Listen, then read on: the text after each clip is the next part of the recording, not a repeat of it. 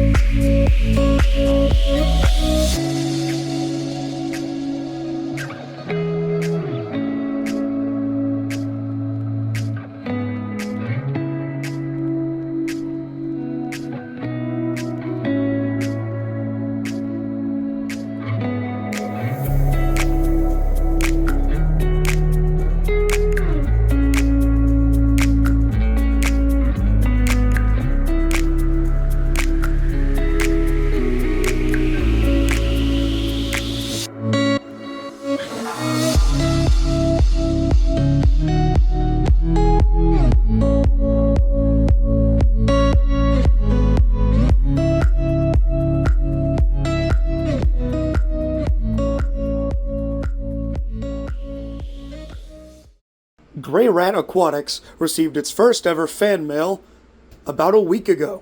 An early viewer reached out and contacted me and had asked me what had happened with the filter. After some chit-chat back and forth, he wanted to contribute to the channel by sending me one. Since I didn't have the budget for it, I happily accepted. This is Weep, the viewer who sent me this beautiful filter right here. He called me a brokey and asked me if I needed McDonald's money too.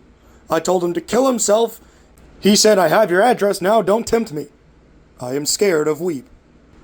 That being said, the filter he sent me was put into the tank as it stood in the previous video to collect bacteria for about a week. Once I did that, I began the reconstruction of Tank 1. This is all thanks to you, Weep. I walked up the road to a pile of rocks I had seen a couple weeks ago, and I collected a ton of rocks for the reconstruction of this aquarium. I had realized that I wanted more hiding places for the fish. If I wanted more wood in the aquarium, I also needed something to weigh them down. So I went and gathered a ton of rocks and began to build up a wall in the back of the tank. Reconstruction of Tank 1 was a lot less messy and a lot less of a handful than I thought it would be. But during this process, I was able to get a head count on the fish. There are 7 female cherry barbs and the 1 checkerboard barb. There are 7 shrimp, 10 pygmy corydoras, 2 narite snails, and the new addition to the tank that came after the reconstruction, Nevermore, the female beta. Despite her dark and dreary name, she is a white beta. Her personality is just gothic and chic, and that's how she likes it. Despite my own headcanon and personification of her, she's actually extremely friendly and well-behaved and doesn't bother any of the other fish, and they do not bother her. With the pothos at the top of the aquarium, she often rests among the leaves near the surface of the water. Just in case, I also kept the back corner of the aquarium where the filter is filled to the brim with botanicals for fish to go in and out of, and for Nevermore to explore. I will be getting a few more fish for this aquarium though.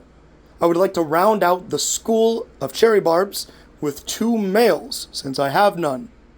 I'd also like to get 6 more pygmy cories to make up for the 2 we lost. I really like seeing them school together. Lastly, I am tongue-tied between a small pleco or 3 hillstream loaches.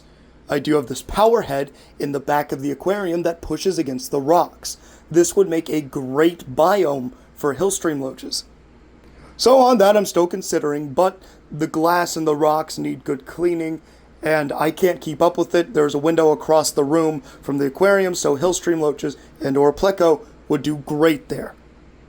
But aside from the stocking choices, what we have and what we're going to have, this is it. The tank escaped the way I want it. It's done. So the update is short, but there were a lot of factors that went into it. The fish are still extremely healthy, the water is still very good quality, and overall I much more enjoy the look. There is space behind those rocks in the back of the aquarium, which is a pseudo cave of sorts for the catfish. I see them a lot less, but when I do see them, they're perfectly fine. I also just recently started a job, and it pays very well, which means funding for Tank 2 is on the way, and I've already got a plan for that. Just you wait. Just like the first video with Tank 1, I did not record a video footage of my time scaping it and rescaping it. But for Tank 2, we will be doing that. So thank you to Weep, thank you to my friends and family, everyone who checked out the first video and went ahead and hit that subscribe button to support my dream. I really appreciate it. I really do. Gray Rat Aquatics is one perfected tank down, and who knows how many more to come. But this has been Rudius from Gray Rat Aquatics. I bid you guys farewell. Peace, peace. Chicken grease. Twisms.